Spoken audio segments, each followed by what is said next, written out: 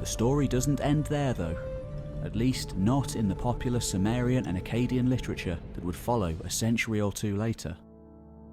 Once some semblance of order was restored by the final Sumerian dynasty, that of Ur, which formed its own successor empire to the Akkadians.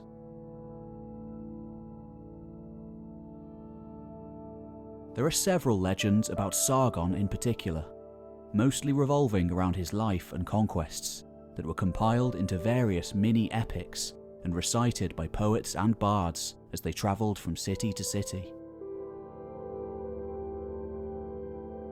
telling stories of the great figures of the past. Interestingly, there are also several works of literature dealing with the life of Naram Sin. But unlike those of Sargon, they are more cautionary tales than stories of valour. The most famous of these being the Curse of Agade, a work of fiction loosely based around historical events.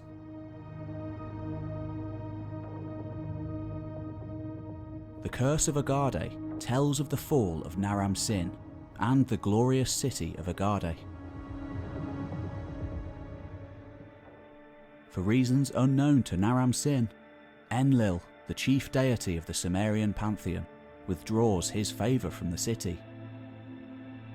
The Akkadian king implores the gods to give him a sign or an omen as to how he can win back their favour. But it's all in vain. After 7 years of frustration, in anger, Naram Sin sends his men to destroy the Ekur, Enlil's holy sanctuary in the city of Nippur. As punishment for his actions, Enlil sends the mountain people known as the Gutians, along with famine, to ravage Agade and its people. The overall moral of the story is that no one should question the gods, let alone act with such haste and disrespect towards them.